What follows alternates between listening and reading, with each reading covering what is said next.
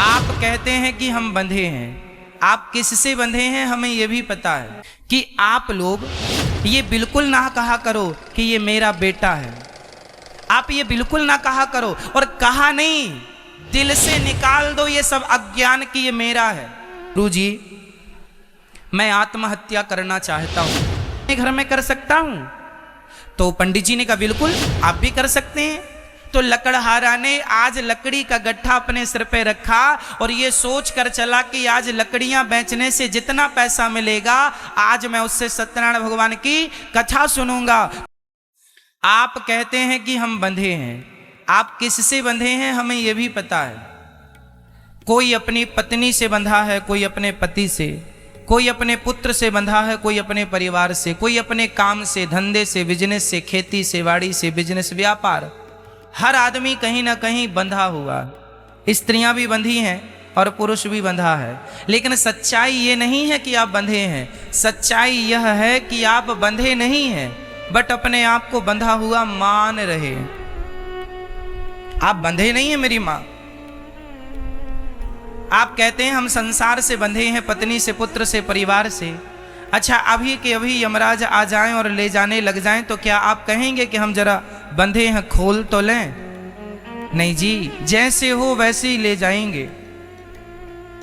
इसका अर्थ यही है हम में से कोई भी बंधा हुआ नहीं है, बंधे नहीं है, परंतु अपने आप को बंधा हुआ मानते हैं। कैसे? इसके लिए एक छोटी सी कथा हम आपको सुनाएंगे जो आपसे जुड़ी हुई है। एक बार क्या हुआ, एक धोबी था। वो धोबी अपने गधे को लेकर के उसके ऊपर कपड़ा रख करके राजा के कपड़े धुलने के लिए धोबी घाट चला गया। रोज तो वो गधे को बांधने की रस्सी लेकर जाता था। आज अकस्मात संयोगवश धोबी रस्सी ले जाना भूल गया और जब वो गधे को लेकर घाट में पहुंचा, कपड़े उतारा तो विडंबना ये कि गधे को बांधे कैसे, क्योंकि रस्सी तो लाया नहीं, रस्सी तो लाए नहीं। अब समस्या ये है बांधे कैसे। तब वहां से एक संत जी गुजर रहे थे। संत जी ने कहा, अरे भाई क्या हुआ? बोले महाराज कोई रस्सी होए तो दे दो, हम ये गधे को बांधने को आज रस्सी भूल गए हैं, जाएंगे तो समय बहुत लग जाएगा। संत जी ने कहा, रस्सी भूल गया है ये बात तुझे पता है, गधे को थोड़ी पता है कि रस्सी तो भूल गया है। गधे को तो तू जहां रोज बांधता था आज भी वहीं बांध दे। बोले कैसे बांध दूं, रस्सी तो है नहीं। संत जी बोले रस्सी से नहीं, जहां रोज खड़ा करता था वहीं खड़ा करके इसके गले में झूठ मूठ का हाथ डाल, जैसे तू रोज बांधता था आज वैसे ही बांधने का नाटक कर। धोबी गधे को जहां रोज बांधते थे वहीं खड़ा किया, उसके गले में हाथ डाला। अच्छा, गधे को क्या लगा कि मैं बंध गया। गधा एक कदम नहीं बढ़ा। धोबी ने सारे कपड़े धुल लिए और कपड़े धुलकर गधे के पीठ में रखा और एक लाठी मारी। अब गधा चले ही ना। संत जी को लगा ये गधे को हो क्या गया, चलता क्यों नहीं। दूसरी लाठी मारी फिर भी नहीं चला। धोबी को लगा कोई जादू तो नहीं हो गया। संत जी आए, क्या हुआ? बोले आपने क्या जादू कर दिया, गधा तो चलता ही नहीं। संत जी ने कहा, पागल उसे तूने खोला है कि नहीं? अरे बोले बांधा ही नहीं था मैंने, खोलूं कैसे? संत जी ने कहा, पागल बांधा नहीं था तो क्या हुआ, बांधने के लिए झूठ मूठ हाथ तो डाला था उसके गले में, ऐसे खोलने के लिए भी तो झूठ मूठ का जैसे सच्ची खोलता था आज झूठ मूठ का खोल। उसके गले में हाथ डाला, गधे को लगा मैं खुल गया, गधा चल पड़ा, गधा चल पड़ा। अब समझना ये है कि गधा बंधा हुआ नहीं था। समझिएगा, गधा बंधा हुआ नहीं था, परंतु उसने अपने आप को बंधा हुआ मान लिया। उसी तरह वो गधा और कोई नहीं है। बताओ कौन? कौन वो गधा? कौन? नहीं, हम आपको कैसे कहें? जैसे गधा बंधा हुआ नहीं था लेकिन उसने आपको बंधा हुआ मान लिया, उसी प्रकार आप में से कोई भी पत्नी पुत्र परिवार किसी से कोई नहीं बंधा लेकिन सारी जिंदगी बंधा हुआ मानते हैं। यही तो अज्ञान है। सारी जिंदगी आदमी अज्ञान में जीता है। अरे बड़ी बड़ी डिग्रियां प्राप्त कर लेने से आप ज्ञानी नहीं होंगे। आप अनेक सब्जेक्टों में पीएचडी कर लेंगे, इससे आप ज्ञानी नहीं होंगे। ज्ञानी कौन? जो संसार से मन को हटाकर भगवान में मन लगाए। सच्चा ज्ञानी वही है। वो जान रहा है कि संसार मिथ्या है, तो मिथ्या जगत में क्यों हम अपना मन लगाएं। ब्रह्म सत्यम जगन मिथ्या, उमा कहाँ हूँ मैं अनुभव अपना। सत हरि भजन जगत सब सपना, ये मिथ्या है। यहाँ मन लगाने से मिलना क्या है? इसलिए ज्ञानी वो है जो भगवान में मन लगाए, और मूर्ख वो है जो पत्नी पुत्र परिवार में ही मन लगाए रहे। तो आप लोगों ने हाथ किस में उठाया था कि हम बंधे हैं? इसलिए मेरी माँ, इतना अज्ञान नहीं। आज आप परेशान क्यों हैं? आज आपकी परेशानी का सबसे बड़ा कारण यही है कि आप लोग ज्ञान की तरफ बढ़ते ही नहीं। आपने सारी जिंदगी अज्ञान में अपना जीवन गुजार दिया। आप में से बहुत लोग ऐसे हैं जिन्हें ये नहीं पता कि हमारा जन्म क्यों हुआ, जिन्हें ये नहीं पता कि हम जी क्यों रहे हैं।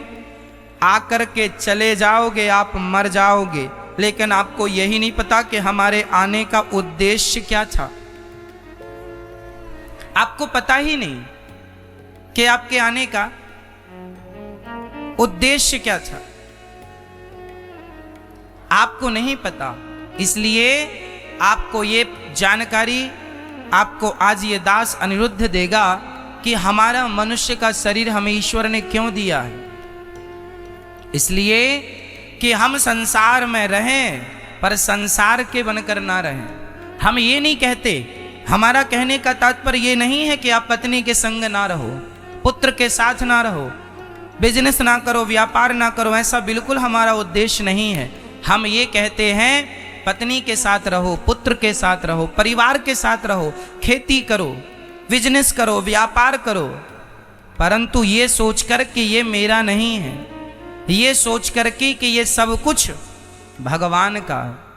आप लोग अपना मान लेते हैं ये मेरा है ना मैया, ये मेरा बेटा है, ये मेरी बेटी है, ये मेरी साड़ी है, ये मेरा घर है।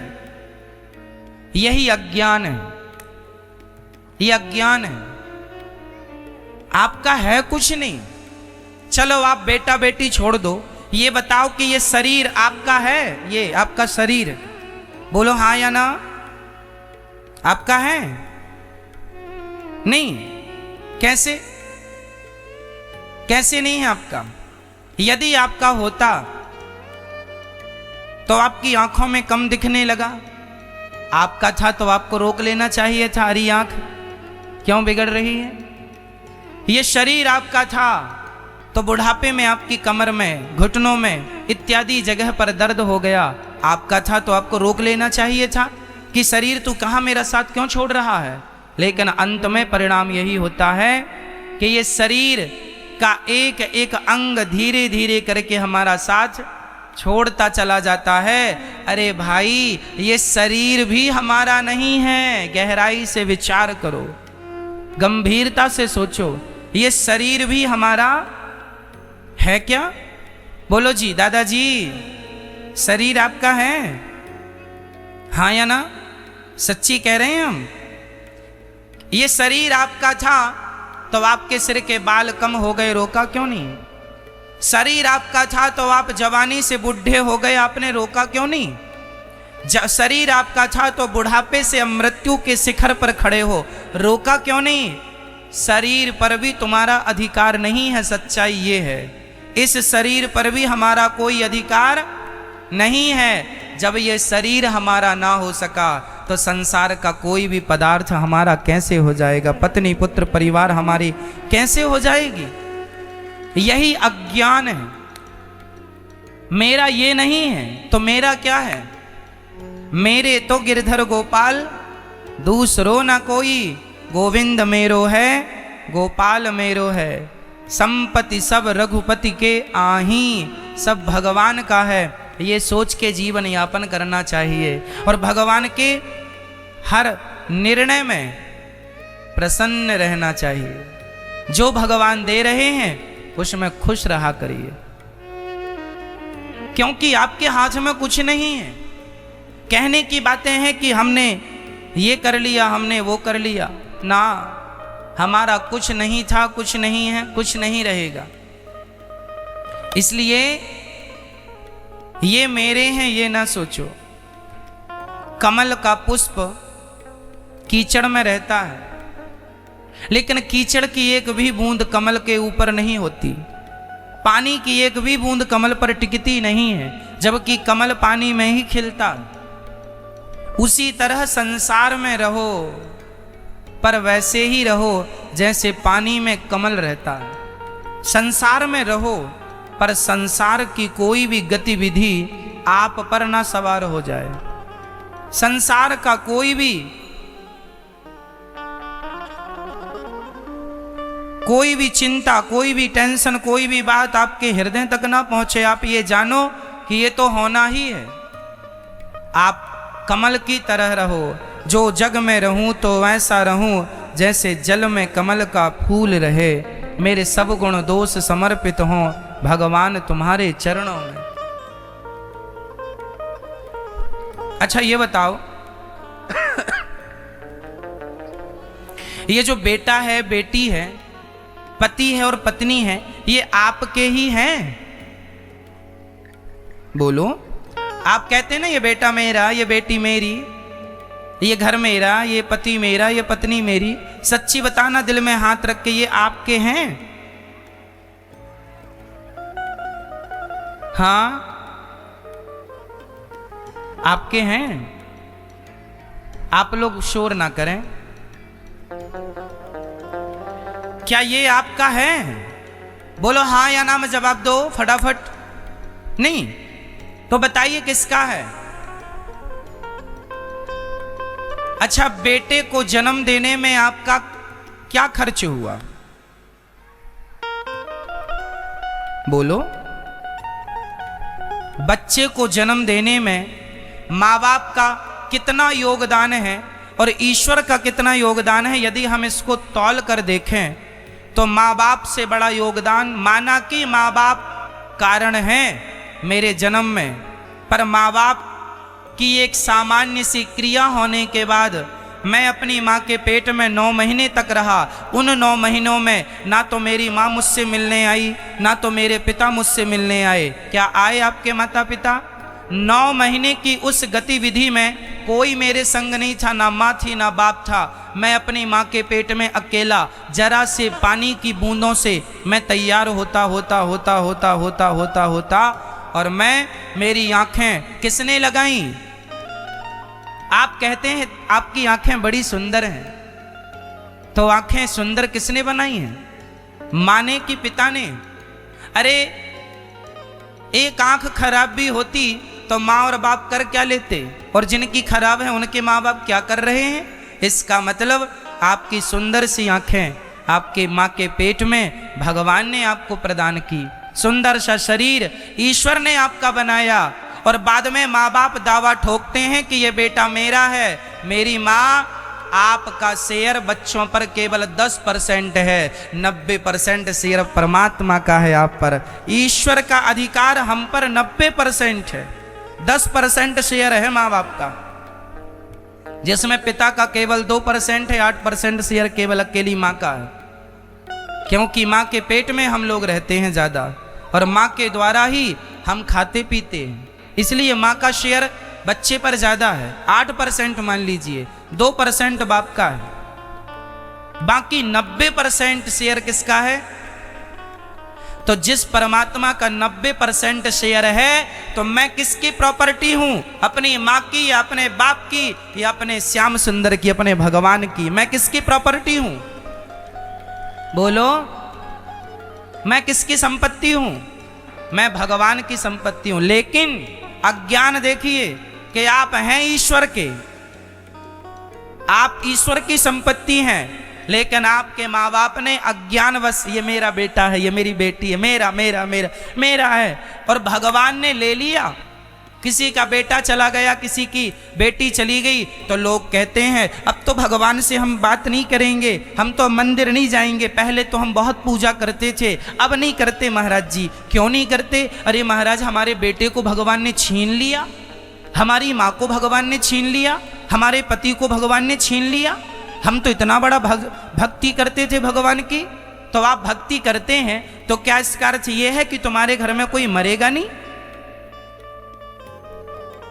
आपका पुत्र, आपकी पुत्री, आपकी पत्नी, आपका पति कहां चला गया? जिस परमात्मा से प्रकट हुआ था, जहां से आया था, उस परमात्मा के पास चला गया। तुम्हारा तो थोड़ा सा शेयर था, थोड़ा सा परसेंटेज था तुम्हारा, तो तुमने उतने दिन आनंद लिया अपने पुत्र का, पुत्री का, पति का, पत्नी का। अब जिसकी अमानत थी, हम ईश्वर की प्रॉपर्टी हैं, जब चाहे वो हमें उठा ले, जब चाहे वो ले ले। क्यों? हाँ या ना? सब कुछ ईश्वर की संपत्ति है, लेकिन अज्ञानवश ये मेरा है। इसलिए मेरी मां, एक बात मैं इस पूरी बात से एक बात कहना चाहूंगा कि आप लोग ये बिल्कुल ना कहा करो कि ये मेरा बेटा है। आप ये बिल्कुल ना कहा करो, और कहा नहीं, दिल से निकाल दो ये सब अज्ञान की ये मेरा है। सदा सुखी रहोगे, मेरी बात पर अमल कर लोगे तो। ये मेरा बेटा है ऐसा नहीं, प्रभु ये आपकी संपत्ति है। प्रभु, तन भी तेरा, मन भी तेरा, धन भी तेरा, सब कुछ है तेरा, और तेरा तुझको अर्पण क्या लागे मेरा। सच्चाई यही है कि सब ईश्वर का है। हम लोग कब्जा करने वाले लोग हैं। किसी की संपत्ति पर कब्जा कर लिया, जैसे भू माफिया होते हैं ना, कोई भी जमीनों पर कब्जा कर लेते हैं, भू माफिया होते। ऐसे हम और आप ईश्वर की नजर में माफिया हैं। कौन से माफिया? तुम्हारा बेटा था, ईश्वर की संपत्ति पर आप लोगों ने कब्जा कर लिया। ये मेरा बेटा महाराज, ये मेरी बेटी है महाराज, ये मेरा पति है। माना कि आपका है, आप रखो, कोई छीन नहीं रहा है, कोई छोड़ा नहीं रहा है, पर अंदर से यही भाव रहे कि ये मेरा नहीं, सब कुछ भगवान का, ईश्वर का। प्रभु, आपकी संपत्ति आपके चरणों में। दुकान चलाओ, फैक्ट्री चलाओ, बिजनेस करो, पर ये सोच से करो कि ये मेरा नहीं, सब कुछ भगवान का है। एक सच्ची घटना सुनाता हूं। एक सेठ जी ने एक बड़ी सी फैक्ट्री डाली। सेठ जी को बड़ा नुकसान हुआ। उनने 8-10 करोड़ रुपए का लोन लिया बैंक से और बड़ी फैक्ट्री डाली, पर उनका इतना नुकसान हुआ कि वर्करों को देने का कोई पैसा नहीं बचा। कैसे वो तनख्वाह दें?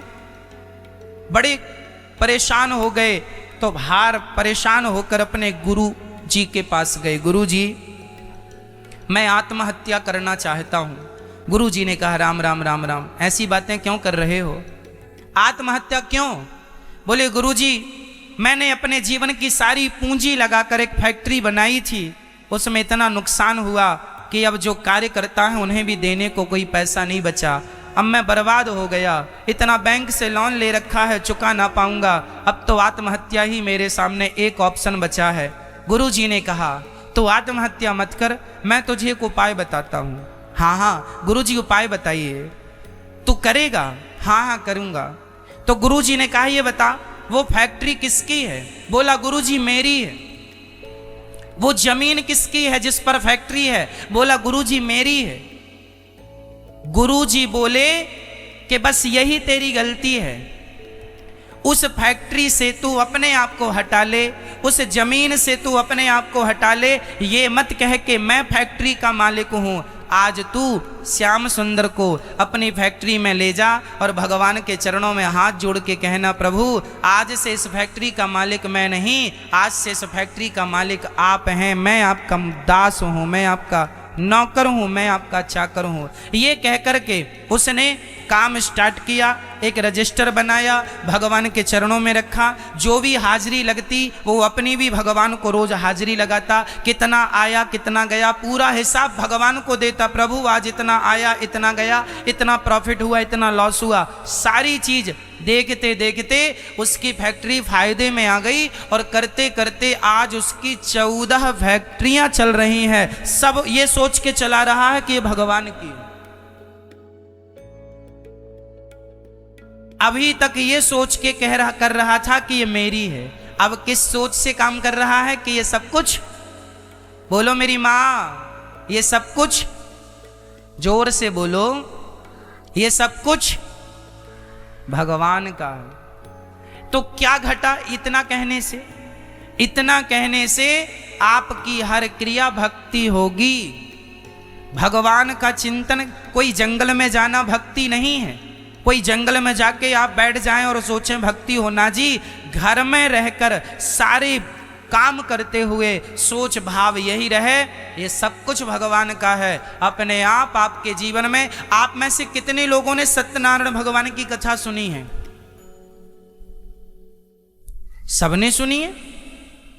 तो सत्यनारायण भगवान की कथा में एक कथा आती है, कभी आपने गौर किया कि नहीं? हम आपको गौर कराते हैं। सत्यनारायण भगवान की कथा में एक कथा आती है, एक लकड़हारा जंगल से लकड़ी काट के आ रहा था। तभी एक पंडित जी के घर सत्यनारायण भगवान की पूजा हो रही थी। तभी उस लकड़हारे ने वहां बैठकर कहा, पंडित जी ये आपके घर क्या हो रहा है? पंडित जी ने उसे प्रसाद दिया, पंजीरी दी और पानी दिया। लकड़हारे ने पानी पिया, पंजीरी ली और पूछा, पंडित जी ये क्या हुआ आपके घर? उन्होंने कहा, मेरे घर सत्यनारायण भगवान की पूजा हुई है।